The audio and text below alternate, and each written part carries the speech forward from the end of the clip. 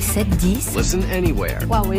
وحده من سوريا sur France Inter. Géopolitique, bonjour Pierre Aski. Bonjour Nicolas. Pierre, vous vous intéressez aux premiers pas de Donald Trump et de son entourage. Quelle importance faut-il accorder au tweet de Donald Trump Jr. Lorsque le fils aîné du président élu américain publie une photo de Volodymyr Zelensky avec en légende « Il ne te reste que 38 jours pour profiter de ton argent de poche », outre la vulgarité du propos, faut-il en tirer des conclusions sur la politique ukrainienne de son père ? Autre question, quel est le sens de la présence aux côtés de Donald Trump d'Elon Musk, le multimilliardaire patron de Tesla, SpaceX et autres ex-Twitter, lors d'un entretien téléphonique du nouvel élu avec le président ukrainien ? Quelles conclusions politiques doit-on en tirer ?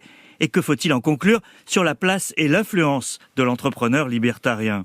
Ces questions sont pour l'instant sans réponse, mais les contours et orientations de la future administration apparaissent avec les premières nominations. Que peut-on en conclure, Pierre ? Alors la première observation est que Donald Trump avance plus vite que lors de sa victoire de 2016, qu'avait semblé le prendre lui-même par surprise. Il a déjà nommé sa Chief of Staff, la cheville ouvrière de la Maison-Blanche, la fidèle Susie Wiles, qui ne l'a jamais lâché. Ensuite, il a nommé deux personnalités connues pour leur ligne dure sur les questions d'immigration. Tom Homan, qui avait déjà travaillé avec Donald Trump lors du premier mandat, sera chargé de l'expulsion de millions d'étrangers clandestins, promesse de campagne du candidat républicain. Et Stephen Miller, l'architecte de cette politique d'immigration très dure, a été nommé à la Maison-Blanche numéro 2 de Susie Wiles. La presse américaine avance par ailleurs les noms de Mario Rubio et de Mike Waltz, deux hommes qui ont voté contre l'aide à l'Ukraine au Congrès et qui sont des faucons sur la Chine, au poste clé sur les questions internationales, secrétaire d'État et conseiller à la sécurité nationale de la Maison-Blanche. Ces premiers choix indiquent que Donald Trump entend montrer très vite aux Américains qu'il fait ce qu'il a promis, surtout sur les sujets les plus clivants. Et que sait-on, Pierre, du futur rôle d'Elon Musk ? Alors c'est évidemment le gros morceau, Nicolas. Musk a joué un rôle majeur dans la campagne.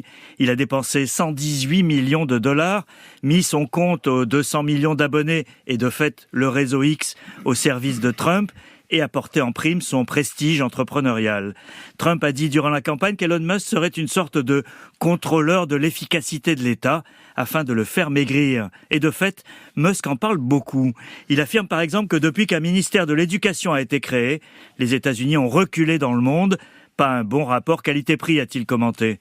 Mais qu'en sera-t-il des conflits d'intérêts, vu l'étendue des entreprises de la galaxie Musk et de son gros investissement de Tesla en Chine, là où Trump veut pénaliser l'économie chinoise? Pas de réponse pour l'instant.